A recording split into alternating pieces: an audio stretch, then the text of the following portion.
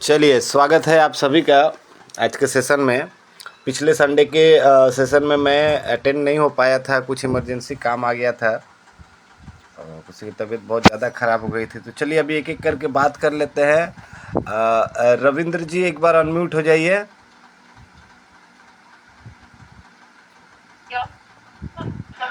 नमस्कार सर जी। जी जी नमस्कार रविंद्र जी, बताइए। हेलो। हाँ जी कैसे सर। तबीयत अभी? हेलो। सर मेरा एक पेशेंट लेडी पेशेंट है। अच्छा। लेडीज है। आवाज़ आपकी बहुत कट कट के आ रही है। कम होने की वजह से हुआ, नेट का प्रॉब्लम है थोड़ा। हेलो। वो डॉक्टर का कहना है कि वो जो उनके आंख पे सूजन चढ़ गई, सूजन स्वेलिंग। स्वेलिंग मतलब कहाँ? हेलो, पूरे बॉडी पे। अच्छा अच्छा। तो डॉक्टर का उनका एज भी कम है और कोलेस्ट्रॉल बढ़ा है थोड़ा। ओके। हाँ, तो डॉक्टर का कहना है कि भाई एज भी कम होने की वजह से पूरे बॉडी पे सूजन आ गई है। तो हमने कहा कि उसकी वजह से इतना नहीं होता है। उम्र कितनी है इनकी? तो उसका क्या रीजन होगा? 36-37 होंगे। सॉरी, 37? हाँ हाँ। अच्छा। हाँ तो देखिए, ये हो सकता है। अगर नॉर्मली क्या है, 37-37 बहुत बड़ी उम्र नहीं है। और इस टाइम में अगर कोलेस्ट्रॉल का लेवल बॉडी में ज़्यादा रहता है, खास करके बैड कोलेस्ट्रॉल, तो उसके कारण फुल बॉडी में स्वेलिंग आ सकती है।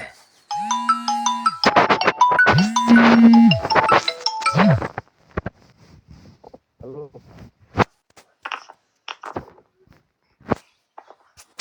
हेलो। हेलो। आवाज़ आ रही है मेरी? हाँ बोलिए सर। हाँ बोल रहा हूँ, अगर किसी को कम एज में हाँ मान बता रहे लीजिए सर, आवाज आ रही। कभी 30-35।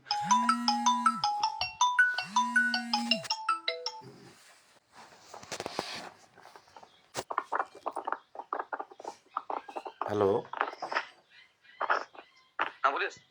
हाँ तो इस समय बैड कोलेस्ट्रॉल के कारण ऐसा हो सकता है कि पूरी बॉडी में स्वेलिंग आ जाए। तो इसके लिए अभी आपने कुछ ट्रीटमेंट दिया है क्या? नहीं, स्टेटमेंट नहीं था सर, अभी दिया नहीं मैंने। खाली आपको रीजन ये देखने का था मुझे, यानी सर क्या कहते हैं इसकी वजह से सही में होता है क्या। देखो, नॉर्मली ये जो सूजन है, हमेशा सूजन रह रही है हाथ पैर में, पूरे शरीर में। तो ये कोलेस्ट्रॉल के कारण भी हो सकता है, किडनी का कुछ प्रॉब्लम के कारण भी हो सकता है। ठीक है। नहीं, तो उनको मैंने बोला है दो। हाँ बराबर। तो एक काम करिए, आप उनको waiter plus new gall treatment, पता है ना? हाँ ओके सर। हाँ ये वेटर प्लस न्यू गॉल इनको 2 से 3 दिन दीजिए। 2-3 दिन देंगे तो उनमें उनकी सूजन कम होने लगेगी। Okay sir. ठीक है, जैसे जैसे सूजन कम होने लगते तो समझ जाइए कि ये कोलेस्ट्रॉल का कुछ प्रॉब्लम था, अभी धीरे धीरे ठीक हो रहा है, तो उसी को कंटिन्यू कीजिए।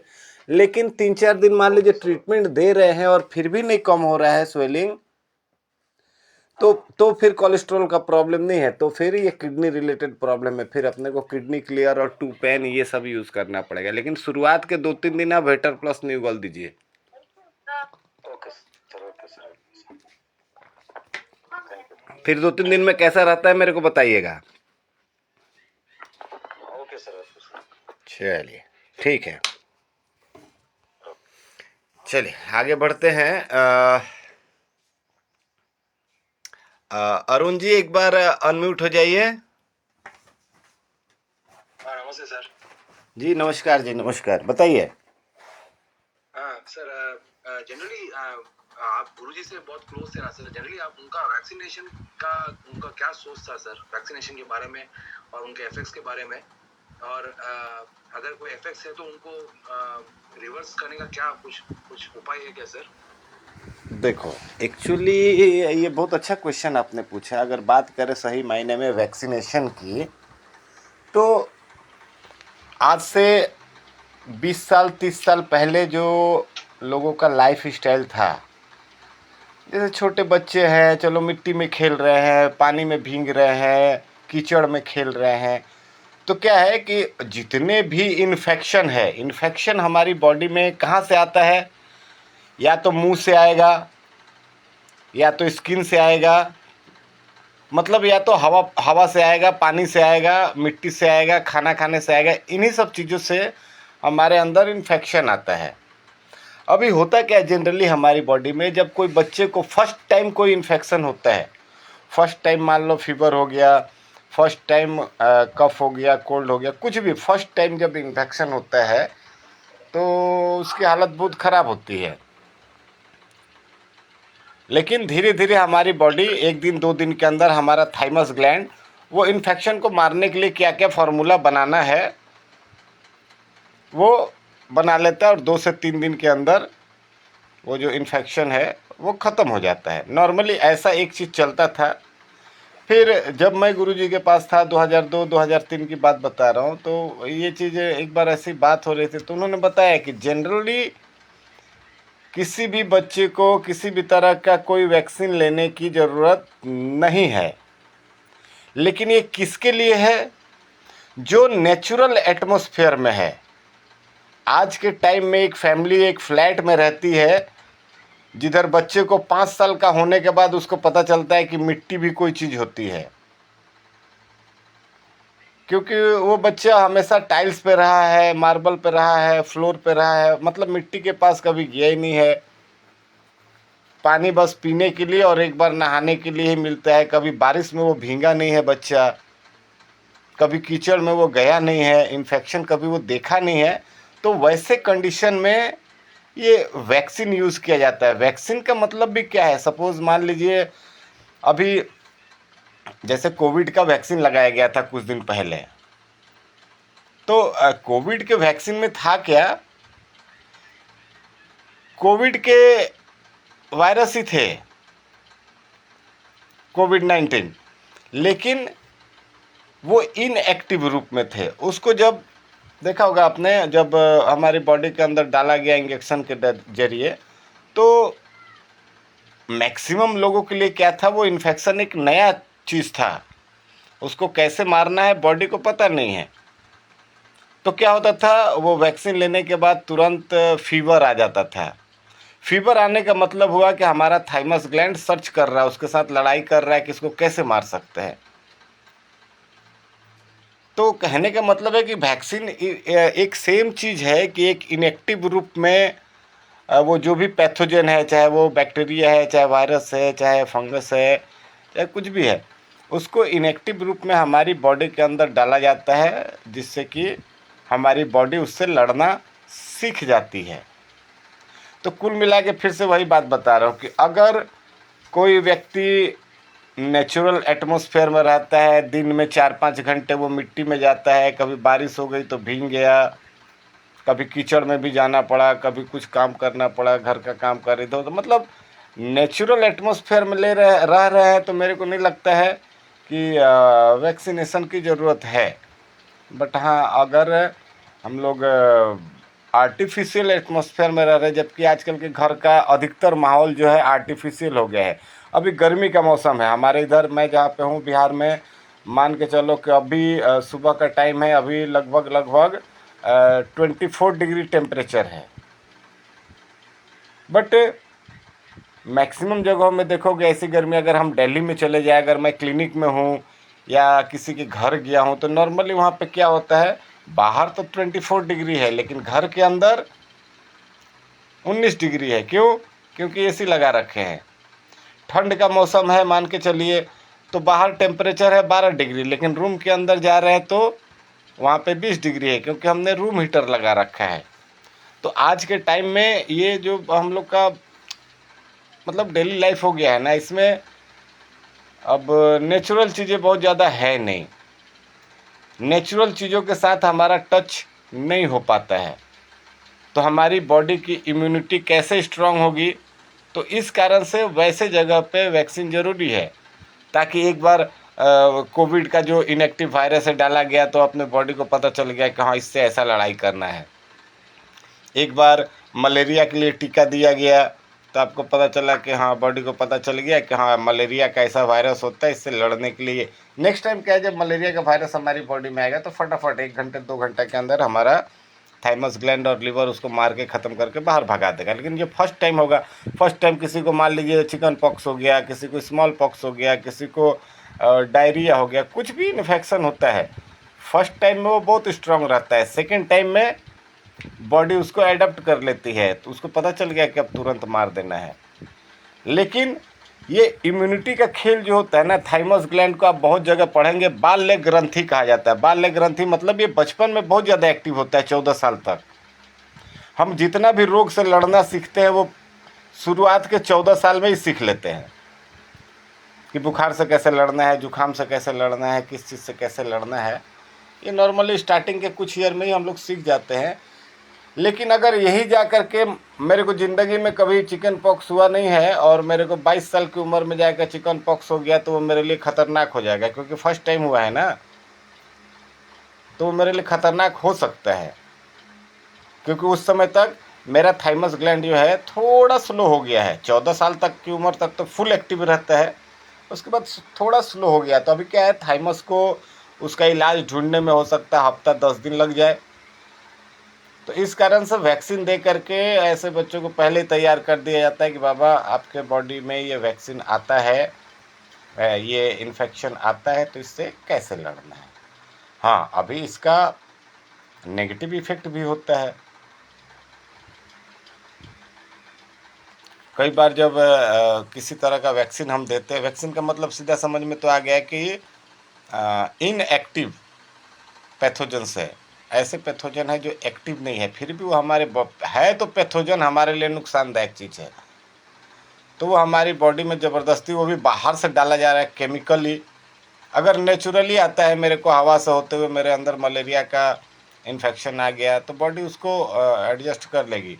टीबी का बैक्टीरिया आ गया तो बॉडी उसको कोशिश करेगी एडजस्ट करने का, नेचुरली अगर आता है तो वैक्सीन क्या है, ये एक अननेचुरल प्रोसेस है, इसलिए थोड़ा सा रिस्की रहता है। बट फिर से वही बात कि अपने लाइफ स्टाइल का, अगर आप गांव में रह रहे हो, दिन में 4 घंटे 5 घंटे धूप में रहते हो, मिट्टी में काम करते हो, पानी में काम करते हो, तो आपको कोई भी वैक्सीन लेने की ज़रूरत नहीं है। ठीक है। धन्यवाद सर। पर आपका गुरुजी का कोई ऐसा कोई है कि उसका जो साइड इफेक्ट्स होता है ना सर, उसका मतलब साइड इफेक्ट से बचने के लिए कोई उपाय है क्या सर? ये देखो, ये जैसे नॉर्मली न्यूरोथेरेपी में कभी भी किसी भी मेडिसिन का या किसी भी केमिकल का, किसी भी तरह की चीज़ का जब भी साइड इफ़ेक्ट होता है, तो उसको हटाने के लिए गुरुजी ने कुछ कुछ फार्मूले बनाए थे। लेकिन हर फार्मूला हर जगह नहीं सेट होगा। अपने को पहले तो ये देखना पड़ेगा कि किस चीज़ का साइड इफ़ेक्ट है। सबसे पहला तो है ITF, 30 मेडुला 6 एडी और 6 एडी, इसको ITF बोलते हैं, इन्फ्लेमेशन ट्रीटमेंट फार्मूला। ये किसी भी केमिकल के रिएक्शन को ख़त्म कर सकता है। दूसरा एक आता है न्यूट्रल ट्रीटमेंट। यह न्यूट्रल ट्रीटमेंट भी किसी भी केमिकल के इफ़ेक्ट को ख़त्म कर सकता है। लेकिन हमें सबसे पहले तो ये समझना ज़रूरी है कि कहाँ पे हम ITF यूज करेंगे, कहाँ पे न्यूट्रल यूज़ करेंगे। तो इसका एक सिंपल सा मैं आपको लॉजिक बताता हूँ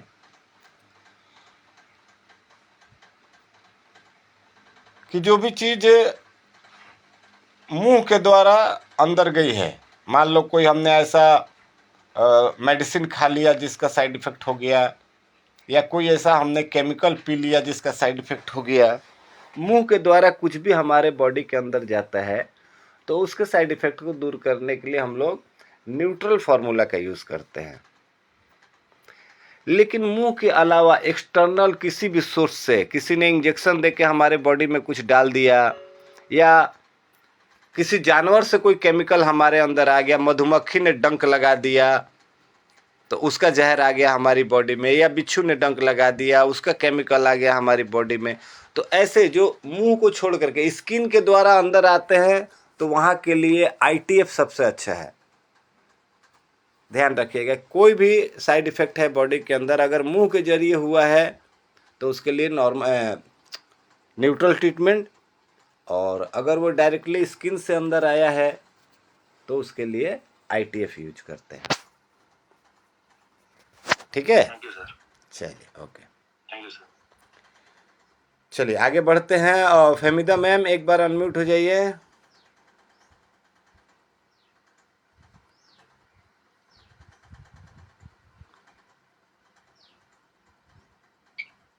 नमस्कार सर। जी नमस्कार मैम, क्या हाल चाल है? सर अभी तो एक हफ्ते से जॉइंटिस हो गया था, हम्म। तो तबीयत ठीक नहीं है सर। आपको? सर मैंने रात को, जी सर, क्या खा लिया था आपने ऐसा? सर वो रमजान चल रहा है तो थोड़ा तला गला शाम को अफ्तार के टाइम पे खाया। अच्छा अच्छा अच्छा अच्छा। जी सर। हम्म। सर वो मैंने रात को आपको रिपोर्ट भेजी थी, मेरी सीबीसी करवाई थी। अच्छा तो सर उसमें ना मेरा एमसीएचसी बढ़ा हुआ आया सर। अच्छा। सर मीन आपका जो सेकंड नंबर है ना, उसमें मैंने आपको रिपोर्ट्स भेजी थी। तो सर जो जॉइंटिस है उसमें तो कमी आई है सर, कम हो गया है वो तो। हम्म। मगर सर ये एमसीएचसी क्या है ये समझना है मुझे। इसको समझ के क्या फायदा है? सर क्या चीज है इसमें? मैंने सर गूगल पे सर्च किया था ना सर, हाँ तो वो हाँ। कुछ एनीमिया वगैरह कुछ बीमारी होने का, या फिर वो सर कैंसर वगैरह का ऐसा कुछ पढ़ा मैंने। तो सर कल रात से दिमाग ठीक नहीं है। ओहो, कल रात से नींद भी नहीं आया नहीं? टेंशन में? हाँ सर। देखो वैसे तो एक मैंने क्लास कराई थी इसके ऊपर, सीबीसी कंप्लीट ब्लड काउंट के अंदर जो जो भी चीज़ आता है, हीमोग्लोबिन आता है, फिर आरबीसी आता है, डब्ल्यूबीसी आता है, टोटल डब्ल्यूबीसी आता है, आरबीसी में बहुत सारा एमसीएच आता है, एमसी भी। देखो ये है मीन कॉर्पसेल्स। मीन कॉर्पसेल्स मतलब नॉर्मली ये पता है ना कि हमारे बॉडी के अंदर नॉर्मली 5 से 5.5 लीटर ब्लड होता है। जी सर। अब उसका एक रेशियो है कि 100 ml ब्लड में 40% आरबीसी होना चाहिए। सपोज मान के चलो ऐसा एक रेशियो है कि 100 ml ब्लड में 40 ml आरबीसी होना चाहिए। अब ये रेशियो जब गड़बड़ हो जाता है ना,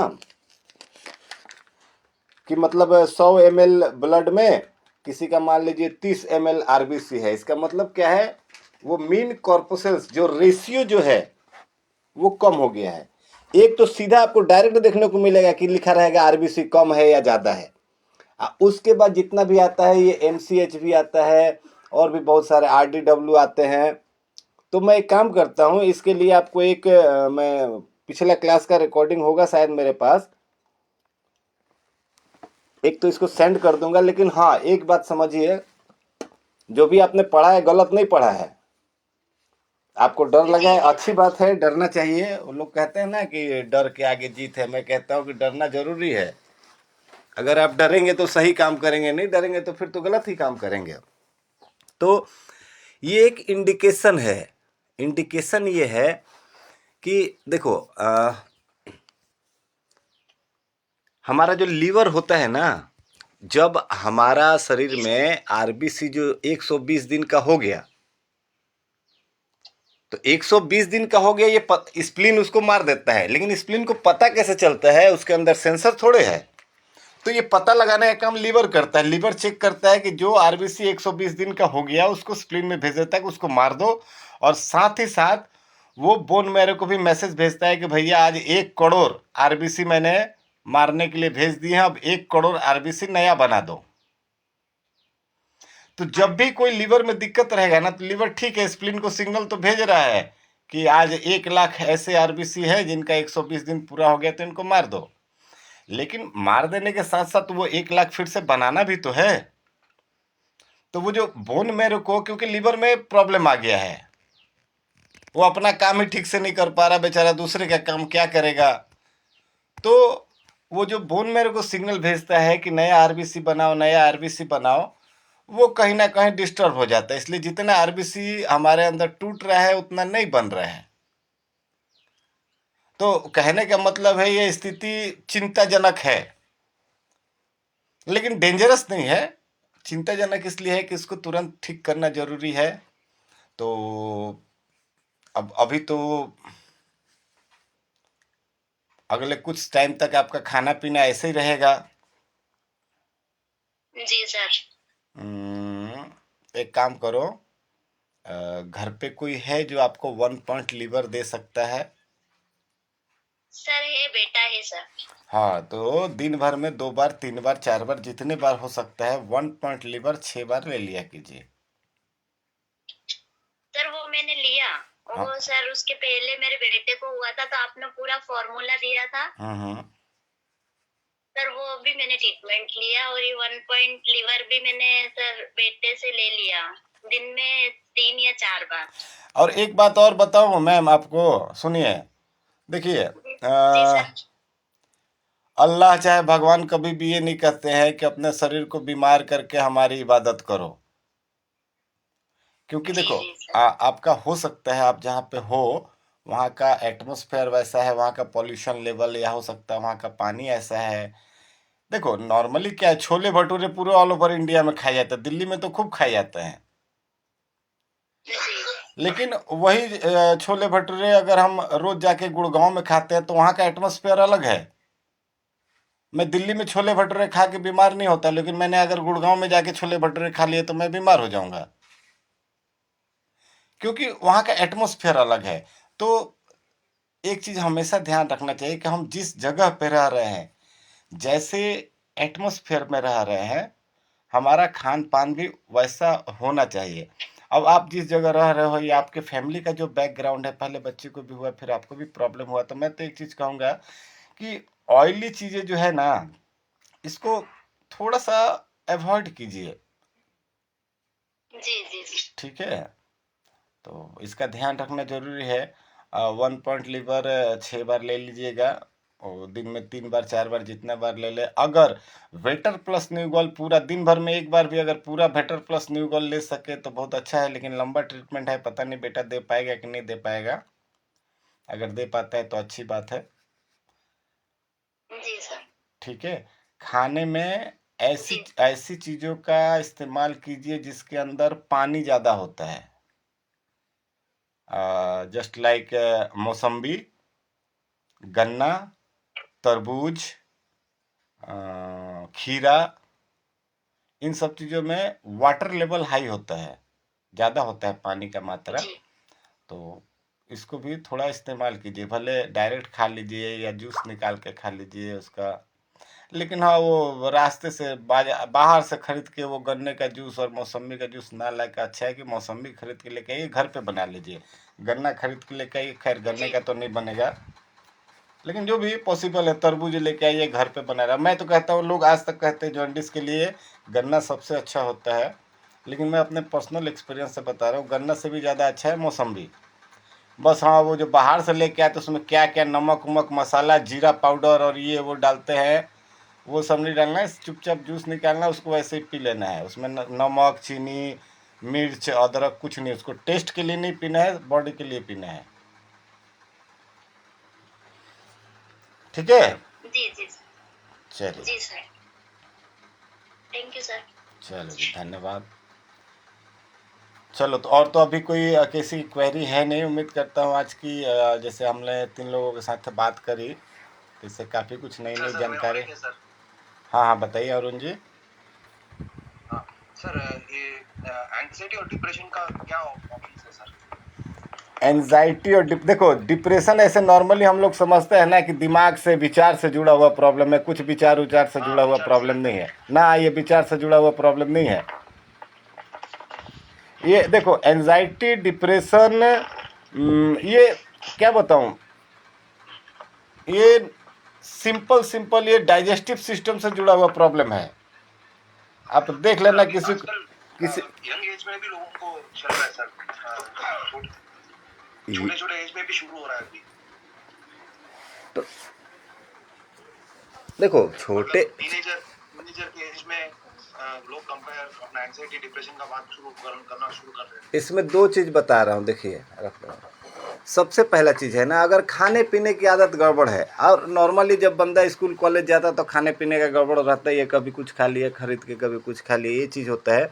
दूसरा, एक हाई मेंटल प्रेशर, अभी बच्चा पढ़ाई कर रहा है, उसको पढ़ाई का टेंशन है, अपने रेपुटेशन का टेंशन है, 10 दोस्तों के साथ मिल रहा है तो उसका भी एक ये है कि भाई हाँ अपना एक स्टेटस मेंटेन करके रखना। बहुत तरह के मेंटल प्रेशर्स आते हैं। तो कई बार होता है कि पेट की गड़बड़ी के कारण ये मेंटल प्रेशर शुरू होता है, कई बार मेंटल प्रेशर के कारण भी पेट की गड़बड़ी शुरू हो जाती है। तो ये दोनों एक दूसरे के साथ एसोसिएटेड है और इस विषय में मेरे को लगता है विश्व प्रकाश सर ज़्यादा अच्छा बता पाएंगे। हालांकि मेन यही चीज़ है कि पेट से जुड़ा हुआ प्रॉब्लम ही है। अब इसके लिए हमें करना क्या चाहिए? तो नॉर्मल चीज़ है कि जब भी ऐसा सिचुएशन आता है तो हमारे स्टमक के अंदर, पेट के अंदर एसिड का लेवल कम हो जाता है और ब्लड के अंदर एसिड का लेवल बढ़ जाता है। ठीक है, तो अब हमें ये करना है कि पेट को ठीक करना है और ब्लड के अंदर से एसिड के लेवल को कम करना है। यही 2 काम करना है, ये 2 काम कर देंगे तो प्रॉब्लम ठीक हो जाएगी। अब ये 2 काम करना कैसे है? तो एक तो समझ में आ रहा है कि ब्लड के अंदर एसिड का लेवल बढ़ा हुआ है, उसको घटाना है, तो उसके लिए एसिड ट्रीटमेंट देना है। लेकिन एसिड ट्रीटमेंट देने के पहले पेट के लिए भी तो कुछ करना है ताकि डाइजेशन ठीक रहे। तो डाइजेशन के लिए जैसे देखिए 15 मेडुला आप यूज़ कीजिए 3 बार। उसके बाद यूडीएफ ट्रीटमेंट आप यूज़ कर सकते हैं, या नॉर्मल अजय नॉर्मल यूज़ कर सकते हैं, या फिर कोल्ड ट्रीटमेंट यूज़ कर सकते हैं। कोल्ड नहीं, कोल, CHOLE, कोल्ड ट्रीटमेंट 10 मेडुला 6 गैसाई 3 गॉल। तो ये डाइजेशन से रिलेटेड, या राउंड नॉर्मल यूज़ कर सकते हैं आप। तो इसमें 2 चीज़ें आपको ध्यान रखनी है। कभी भी ऐसा एंजाइटी या डिप्रेशन का ऐसा टाइप का प्रॉब्लम आता है, पहला जो आपको सेट देना है पेट के लिए, पेट को ठीक करने के लिए आपने मान लीजिए नॉर्मल अजय नॉर्मल दे दिया, या यूडीएफ दे दिया, या राउंड नॉर्मल दे दिया, कुछ भी। और दूसरा सेट जो हमने यूज़ किया एसिड ट्रीटमेंट, ये क्या है? ब्लड के एसिड लेवल को डाउन लाने के लिए। आप एसिड की जगह हेपरिन भी यूज़ कर सकते हैं, अनिल शर्मा ट्रीटमेंट यूज़ कर सकते हैं, कोई भी ऐसा फॉर्मूला जिसमें एसिड पॉइंट आता हो ये यूज़ कर सकते हैं। ठीक है? ठीक है सर। सर और एक सर, आपने एक सेशन में एक बार बताया था कि गुरुजी हमेशा कहते थे कि वो सेसमी ऑयल या वो तेल थोड़ी जगह पे लगा के फिर रोज वो कोल्ड वाटर बात करते थे ठंडे पानी में। देखो कुछ कुछ चीज़ें होती है, आप चाहे तो मस्टर्ड ऑयल यूज़ कर सकते हो, लेकिन सीसम ऑयल ज़्यादा अच्छा रहता है, तिल का तेल। कुछ ऐसी जगह होती है ना, जैसे स्नान करने के लिए हम लोग नहाने के लिए जाते हैं, तो अगर ठंड का मौसम है तो थोड़े से बाल में भी लगा लो, अगर नॉर्मल मौसम है तो बाल में लगाने की ज़रूरत नहीं है। लेकिन कुछ हमारी बॉडी के होल्स है, जैसे हमारे नॉस्ट्रिल्स, दोनों नाक, इसमें थोड़ा सा वो ऑयल लगा सकते हैं स्नान के पहले। हमारे दोनों कान, दोनों ईयर्स में लगा सकते हैं, नेवल, नाभि के ऊपर लगा सकते हैं। हेलो, हाँ सर, आप कान बोल रहे थे, पीछे, कान के पीछे सर?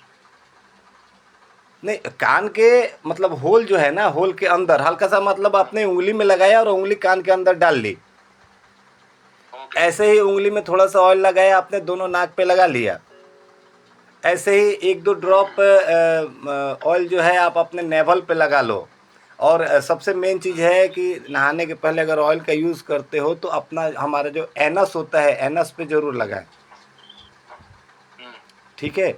ये कुछ ऐसी जगह होती है ना जहाँ पे नहाने के पहले आप अगर कुछ ऑयलिंग करके उसके बाद स्नान करते हैं हल्का ल्यूक वार्म वाटर से या नॉर्मल वाटर से, तो बॉडी के अंदर कभी ड्राइनेस नहीं आएगी। ठंड के मौसम में कहते हैं ना कि होठ फट रहे हैं, वैसलीन लगाओ, गर्मी के मौसम में धूप में निकल गए तो सन स्क्रीन लगाओ, ये सब कुछ लगाने की ज़रूरत नहीं है। अगर ये आदत बना के रखते, आपने बताया था ये सब लगा के ठंडे पानी में नहाते थे रोज गुरुजी, तो ठंडा मतलब ठंडा नहीं, चिल्ड, सुनिए, ठंडा मतलब चिल्ड नहीं, नॉर्मल वाटर, जो टैप वाटर आ रहा है, या आपके घर पे मान लो वो ज़मीन के अंदर से पानी आ रहा है, हैंड पंप है, या किसी भी तरह का नॉर्मल वाटर है। हाँ, बहुत ठंड का मौसम है तो उस समय थोड़ा सा ल्यूक वार्म वाटर, हल्का गुनगुना पानी यूज़ कर सकते हैं। लेकिन देखो गुरुजी का एक चीज़ कहना था कि जितना ज़्यादा प्रयास रखें कि नॉर्मल वाटर से हम नहाएं वो ज़्यादा अच्छा है।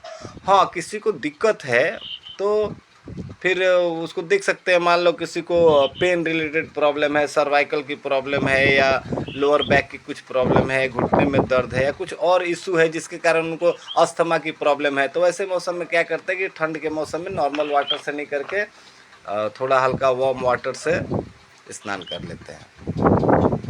ठीक है चलिए सर, और एक सवाल पूछ सकता हूँ सर? जी बिल्कुल। फाइनल एक।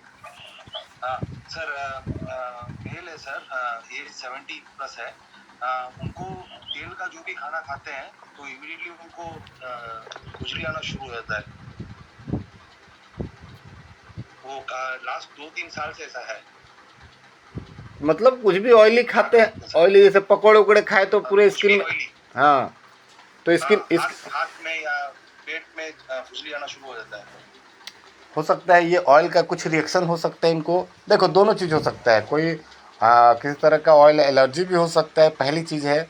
और दूसरा चीज़ है कि वो जैसे ही ऑयल स्टमक के अंदर जा रहा है वो खाना, तो हमारा स्टमक उसको प्रोसेस नहीं कर पा रहा, उसको पहले पिघलाना है, फिर उसके अंदर अदर केमिकल्स एंजाइम वगैरह मिलाना है, फिर जा कर के वो डाइजेस्ट होना शुरू होगा। तो ये जो पूरा प्रोसेसिंग है, या तो ये प्रोसेसिंग नहीं हो पा रहा है, या फिर उनको किसी तरह के पर्टिकुलर ऑयल से या हर तरह के ऑयल से कुछ एलर्जी वगैरह है। तो इसको चेक करने का दो तरीका है, या तो उनका वो एंटी एलर्जिक टेस्ट होता है,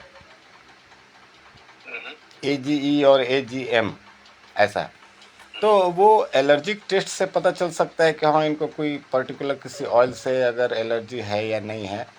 और पता चलता है कि अगर एलर्जी है तो फिर एलर्जी को ठीक करेंगे, बट अगर एलर्जी नहीं है तो हमें स्टमक को ठीक करना है। स्टमक को ठीक करने के लिए UDF ट्रीटमेंट यूज़ करेंगे। लेकिन अगर एलर्जिकल है, मान लीजिए किसी ऑयल से एलर्जी है, तो फिर एलर्जी के लिए ट्रीटमेंट यूज़ करेंगे। एलर्जी के लिए कौन सा अच्छा है सर? क्या ट्रीटमेंट? हर कोई एलर्जी के लिए एक ही सेट रहता है क्या सर? हाँ, देखो एलर्जी का मतलब है इसको कैसे समझाऊँ मैं। एक बार एक लीवर के ऊपर मैंने क्लास कराया था, शायद आपको ध्यान पे होगा, जिसको मैंने समझाया था कि सपोज़ क्या होता है कि आप जिस बिल्डिंग में, जिस फ्लैट में रहते हो, जिस घर में रहते हो, आपने अपने गेट के पास एक सिक्योरिटी गार्ड लगा रखा और उसको बताया याद है सर, बहुत ही अच्छा एक्सप्लेन किया आपने। कि जो मेरे जान पहचान का बंदा है उसको अंदर आने देना, जो मेरे जान पहचान का नहीं है उसको अंदर आने नहीं देना। अभी बेचारा वो सिक्योरिटी गार्ड को कैसे पता चलेगा कौन आपका जान पहचान का है, कौन आपका नहीं जान पहचान का है। तो आपने एक एल्बम उसको दे दिया जिसमें ऐसे ऐसे लोगों की फ़ोटो लगी हुई है जिसको आप पहचानते हैं। देखो इस पूरी दुनिया में पहचानने वाले कम है, बिना पहचान वाले ज़्यादा है। 140 करोड़ आदमी इंडिया में है, लगभग आई थिंक 700 करोड़ आदमी पूरे दुनिया में है, 700 साढ़े 700 करोड़, तो सबको हम थोड़े पहचानते हैं। मेरे पहचान के बहुत कम आदमी होंगे, 100 आदमी, 500 आदमी, 1000 आदमी, 10,000 आदमी, इतना ही होगा। तो उन लोगों का एक लिस्ट बना के मैंने दे दिया। तो हमारी बॉडी के अंदर भी लीवर वैसे ही सिक्योरिटी गार्ड का काम करता है। उसको पता है कि जो भी बाहर से अंदर आ रहा है पहले उसको चेक करना है। तो हमने चावल खाया, उसने चेक किया कि ओके गो। हमने रोटी खाई, उसने देखा ओके गो। हमने पैरासीटामोल खा लिया, वो उसके पास है ही नहीं लिस्ट में नाम, तो वो तुरंत उसको रोक देगा, उसको जाने नहीं देगा अंदर।